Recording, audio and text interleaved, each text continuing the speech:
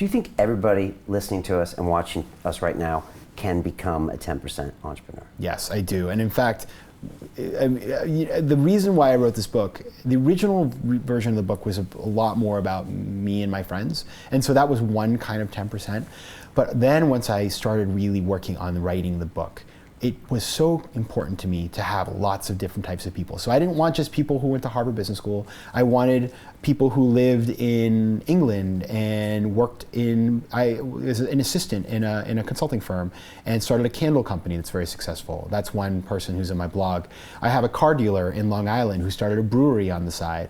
I have a person who was a reality TV show producer. I have all these different types of people from different backgrounds, and the critical thing is it's mindset and it's figuring out what you want to do and then just doing it. I think a lot of people get caught up in this idea of, oh, that sounds intimidating, or, oh, I'm not the right background, I don't have an MBA. The reality is anybody can do this. It's just you've got to have the right sort of approach. Yeah, it's almost like you're packaging the value you have, all your relationships, all your experience, and then you're actually quantifying it in part of an equity. But I think that always confuses people and makes them uncomfortable, makes them weird. Now, just for the people that don't understand the jargon, you just said, for example, I would give an hour or two of my time for the month, and in return, you would take say a half to a 1% of the stock of that company. Now you wouldn't get it right away. You'd get it over 2 years, just in case you turn out to be a Fruit Loop, or you want to whatever. Or you don't like it and you leave. Right? Yeah. I mean, maybe that's that too. Exactly. And so there's time to, and also ensures that you want the longer term success of the company, not just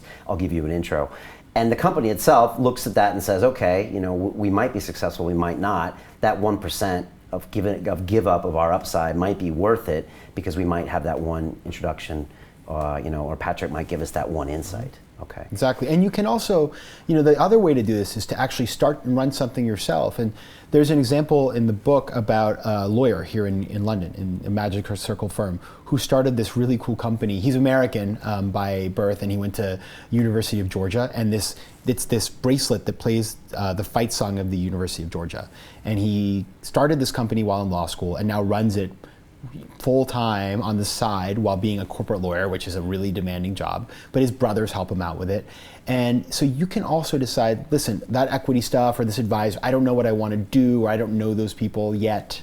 I think you will know them later, but you can also find a business that you believe in and start it on the side, make sure it works before you get involved full-time, and then you may someday even decide to jump in and do it full-time, but you'll know that it works and you'll know that it's financially viable before you quit your job and jump in full-time. Continue watching this fascinating conversation for free by clicking on the link below to visit our website, learn from the best minds in the world, and connect with a community of passionate people building the best versions of themselves. Just click on the link below, and I'll see you on the inside.